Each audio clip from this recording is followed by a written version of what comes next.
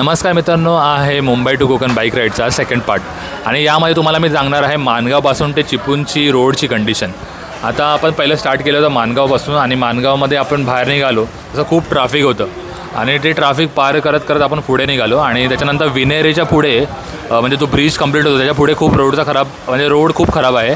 आणि मी खूप सारे व्हिडिओजमध्ये बघितलं होतं की त्या लोकांनी सांगितलं की पेवर ब्लॉक लावत होते, पण पेवर ब्लॉक आता पूर्णपणे लावलेले आहेत आणि रोडचं काम कंप्लीट झालेलं आहे, म्हणजे बऱ्यापैकी आपण जाऊ शकतो असं झालेलं आहे।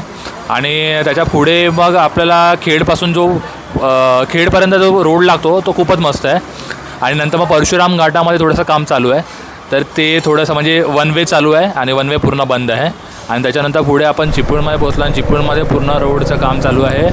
आणि खड्डे पण बरेच आहेत आणि इथे बरंच ट्रॅफिक आहे, सिंगल लेनमध्ये गाड्या चाललेल्या आहेत, तर इकडे थोडंसं आहे तुम्हाला इकडेचं स्पीड कमी होईल थोडा। सो ही आहे माणगाव टू चिपळूणची रोडची अपडेट। आता या पुढे आपण पोचणार आहे संगमेश्वरला खूप रोडची कंडिशन बिकट आहे, तर तिकडून आपण एक मे बी शॉर्टकटने जाऊ, आपल्याला एक रोड भेटला आहे तर आपण तो जाऊ, तर ते बघण्यासाठी तुम्हाला माझ्या चॅनलला पहिला फॉलो करावं लागेल आणि मग तुम्हाला ती अपडेट भेटेल। तर भेटूया पुढच्या